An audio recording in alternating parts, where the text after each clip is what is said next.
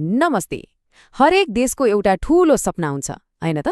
तर त्यो ठूलो सपना आखिर यथार्थमा कसरी बदलिन्छ? आज हामी त्यही प्रक्रियालाई सम्भव बनाउने तीनवटा शक्तिशाली औजारहरू योजना, बजेट र मध्यमकालीन खर्च संरचनालाई एकदमै सरल भाषामा बुझ्ने कोसिस गर्दैछौं। हो, यही प्रश्न, यो नै त हो सार्वजनिक वित्त व्यवस्थापनको मुटु। एउटा महत्त्वकांक्षी सोचलाई, एउटा ठूलो सपनालाई कसरी हरेक दिनको वास्तविकतामा उतार्ने, सायद यो नै सबैभन्दा ठूलो चुनौती हो। ल, आजको हाम्रो यात्राको बाटो यस्तो छ। हामी सुरुमा सपना, त्यसलाई पूरा गर्ने स्रोत र ती दुईलाई जोड्ने पुलको कुरा गर्छौं। त्यसपछि यी शब्दहरूको खास अर्थ के हो र यिनीहरूमा के फरक छ भनेर हेर्छौं। अनि नेपालको बजेटको इतिहास, अहिलेका चुनौतीहरू र अन्त्यमा यो सबै कुराले हामीलाई किन फरक पार्छ भनेर पनि छलफल गर्नेछौं। अब यी अलि जटिल लाग्ने कुराहरूलाई बुझ्नको लागि एउटा एकदमै सरल तर शक्तिशाली उदाहरणबाट सुरु गरौँ न है। सबैभन्दा पहिले आउँछ योजना। यो भनेको के हो त? सिधा भाषामा भन्दा यो राष्ट्रको सपना हो, हाम्रो गन्तव्य। यसले एउटा ठूलो प्रश्न सोध्छ, अबको 20-30 वर्षमा हामीले नेपाललाई कहाँ पुर्याउने? यो कुनै कागजको टुक्रा मात्र होइन, यो त भविष्यको नक्सा हो। अब सपना देखेर मात्र त पुग्दैन, होइन र? त्यो सपनाको यात्रा तय गर्न इन्धन चाहिन्छ। हो, बजेट भनेको त्यही इन्धन हो। यसले हामीलाई ठिक यही वर्ष त्यो सपनातिर एक कदम अघि बढ्न कति स्रोत उपलब्ध छ भनेर बताउँछ।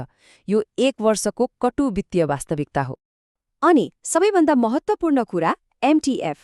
सोच्नुहोस् त, लामो सपना एकातिर छ, एक वर्षको इन्धन अर्कोतिर।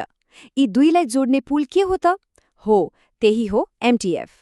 यसले के सुनिश्चित गर्छ भने हाम्रो हरेक वर्षको यात्रा सही दिशातर्फ होस्, हामी बाटो नबिराउँ। ल, यो उदाहरण त बुझ्यो। अब अलिकति प्राविधिक परिभाषातिर जाउँ। यी साधनहरूले वास्तवमा के गर्छन् र यिनीहरूको औपचारिक परिभाषा के हो?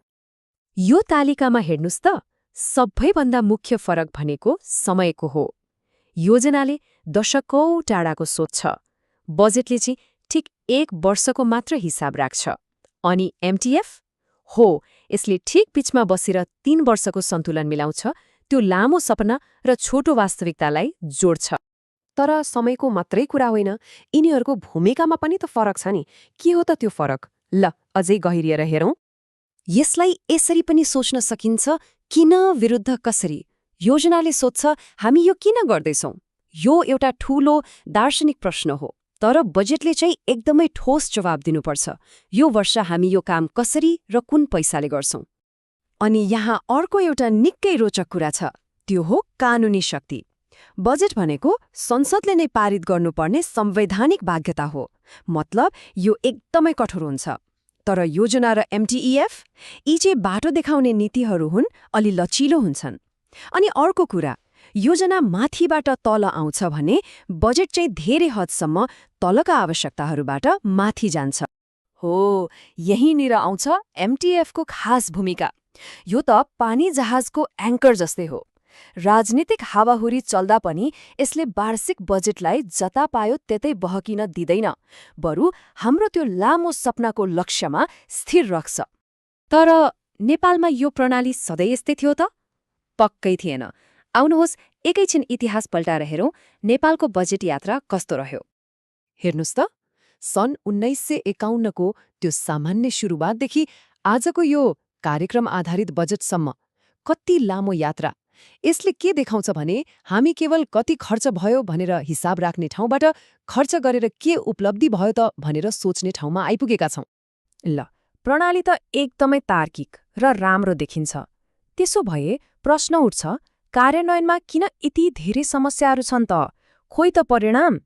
सिद्धान्त र व्यवहारमा आकाश जमिनको फरक छ। हेर्नुहोस्, दक्ष जनशक्तिको कमी, राजनीतिक अस्थिरता, यी समस्या त छँदैछन्। तर एउटा सबैले सुनेको समस्या हो अन्तिम त्रैमासिक सिन्ड्रोम, जसलाई असारे विकास पनि भनिन्छ। वर्षभरि काम नगर्ने अनि असार मसान्तमा बजेट सक्नकै लागि हतारमा काम गर्ने।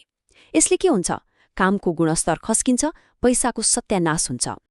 तर समस्या मात्रै छन् भन्ने होइन, आशाको किरण पनि छ। हरेक चुनौतीको समाधान हुन्छ। जस्तै दक्ष जनशक्ति बनाउन तालिममा लगानी गर्ने, योजना बनाउने र पैसा दिने मन्त्रालयबीच राम्रो समन्वय गर्ने अनि पारदर्शिताको लागि प्रविधिको प्रयोग गर्ने। यस्ता ठोस कदमहरूले यो प्रणालीलाई साँच्चै काम गर्ने बनाउन सक्छन्। ल, यति धेरै प्राविधिक कुराहरू गरियो। अब मनमा लाग्न सक्छ यो सबै योजना, बजेट, एमटिएफले हामी जस्तो आम मानिसलाई किनै फरक पार्छ र यो बुझ्नु किन जरुरी छ? किनभने हामी हिँड्ने सडक, हाम्रा नानी बाबु पढ्ने स्कुल, अस्पतालमा पाउने स्वास्थ्य सेवा, ज्येष्ठ नागरिकले पाउने भत्ता, यी सबै कुराको जड यही योजना र बजेट हो।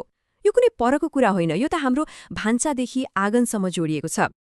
त्यसैले बजेट भनेको केवल पैसाको हिसाब किताब मात्रै होइन, यो त एउटा ऐना हो जसले देशको अनुहार देखाउँछ। हाम्रो प्राथमिकता के हो, हाम्रो मूल्य मान्यता के हो र हामी भविष्य कस्तो बनाउन चाहन्छौँ भन्ने कुरा त्यही बजेटमा झल्किन्छ। अनि अन्त्यमा सबैभन्दा महत्त्वपूर्ण कुरा, जब यो प्रणाली पारदर्शी हुन्छ र राम्रोसँग काम गर्छ, तब मात्रै हामी सबै मिलेर एउटा राम्रो भविष्य बनाउन सक्छौँ। त्यसैले आजको सबैभन्दा ठूलो प्रश्न यही हो, देशको यो ठूलो सपनालाई हामी सबैको साझा वास्तविकतामा बदल्नको लागि एक नागरिकको रूपमा हामी यी साधनहरूसँग कसरी जोडिन सक्छौँ?